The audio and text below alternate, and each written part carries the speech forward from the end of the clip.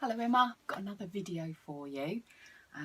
Got my pretend booby, my little knitted booby, and I've got my baby doll, and I'm going to show you a position that I'd like you to practice lots and lots and lots before your baby comes. And the reason I advise people to practice lots before the baby comes is that having a baby is a really emotional, tiring thing. So when your baby comes, sometimes it can be really hard to think about breastfeeding and are they latched onto my breast properly? Am I comfortable? These things can be really difficult to do because we're exhausted and we're emotionally exhausted. We're so excited to have this baby and we're full of hormones. And so if we can practice before the baby comes, when the baby comes, it will be like second nature, knowing how to put them on the breast. So there's lots of different ways that you can feed a baby, and I'm going to show you some of the other ways. But the first way that I'm going to show you today is the way that we teach for the most milk to come out without any difficulty. So what I'm going to do is I'm going to show you a little knitted booby. And if a baby is feeding on your breast and your breast is slightly held with your hand or held underneath, you're squeezing the breast. You're not letting it be its actual shape. And in here, just imagine there's lots and lots of straws, and all the straws are ending here in the nipple. Okay, this is where the milk comes out, all around here, lots of tiny little holes.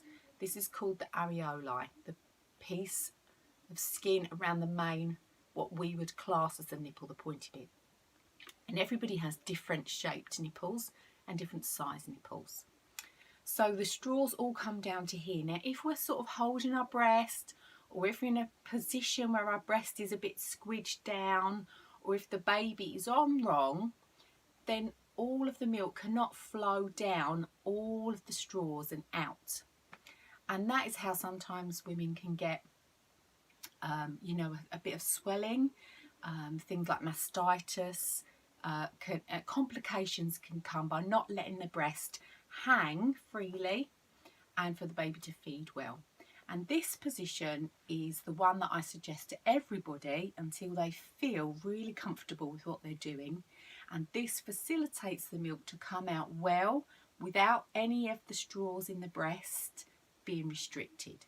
Okay, they're not actually called straws, they're called milk ducts, but that's how I like to talk about them. Okay, so what we're going to be looking for when the baby goes on the breast, so this is the baby's mouth, they're going to be going on like this. Most people feed their babies like they would a bottle of milk. So they would put the baby on straight onto the breast. Can you see here? That's not what we want to do. We want the baby to be lifting its head up, not straight on, head up. Because when you drink a drink of water, you don't drink it like that. You naturally put your head up, and it's the perfect way to feed. So when we know the baby's on correctly, we will have the baby on, and a bit of the areolae, the skin here, the coloured skin, will be showing above their top lip. Okay, if you can't see any of that, it might just be that your nipples are quite small. So just think about, in proportion to your nipple, if there's room for the baby to be able to show a little bit of that skin.